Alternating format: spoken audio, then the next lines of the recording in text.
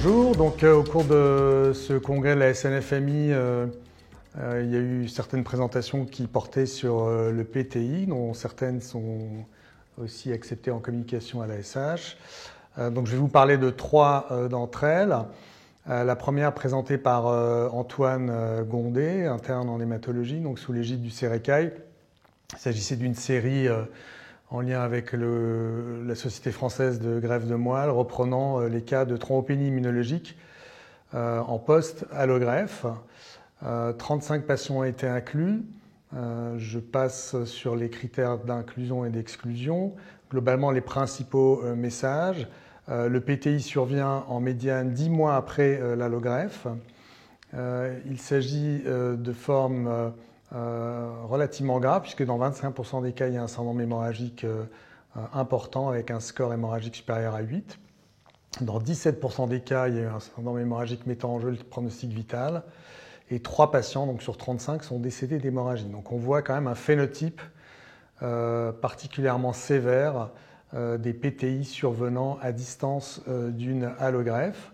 En termes de thérapeutique, 3 quarts des patients ont eu besoin d'au moins une deuxième ligne thérapeutique.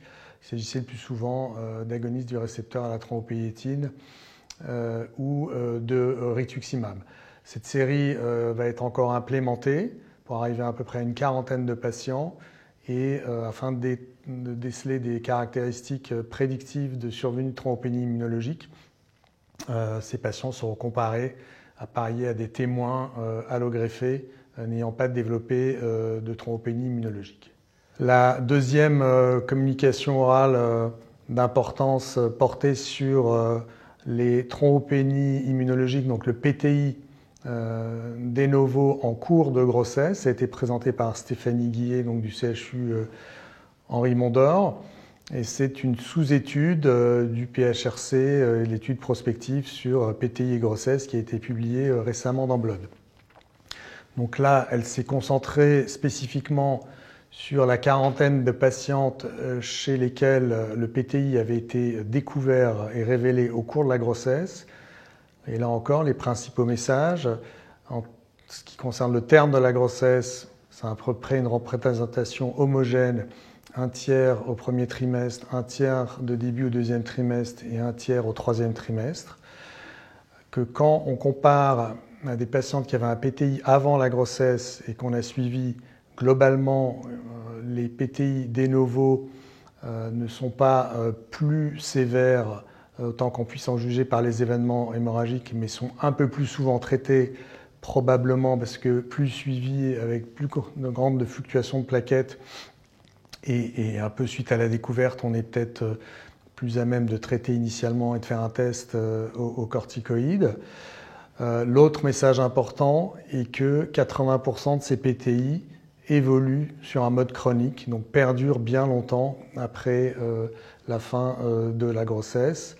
Et en revanche, il n'y avait pas de complications materno-fétales plus importantes en fréquence par rapport à des PTI préexistants à la grossesse. Et dernier message, pas non plus de thrombopénie néonatale, à peu près 20% de thrombopénie néonatale, ce qui est le chiffre habituellement retrouvé. La troisième étude dont je voulais vous faire part est une étude présentée par Marion Larue, interne en médecine interne et dans le cadre aussi du CERECAI, qui a relaté les résultats d'une étude prospective randomisée évaluant l'efficacité et la tolérance de la dapsone dans le PTI de l'adulte en deuxième ligne et en parallèle avec un essai émulé à partir de patients traités et exposés à la dapsone inclus et recrutés au sein du registre prospectif Carmen. Donc, dans l'essai randomisé, il y avait un peu moins de 100 patients inclus. Un premier bras qui recevait lors d'une rechute corticoïde 3 semaines, prednisone plus dapsone 100 mg par jour, et un bras contrôle qui recevait 3 semaines de prednisone et ensuite un standard of care sans dapsone. Et l'objectif primaire était le taux de réponse global à la 52e semaine, donc à 1 an. Donc globalement, même s'il y avait une discrète différence en termes de réponse à 1 an, c'était pas significatif.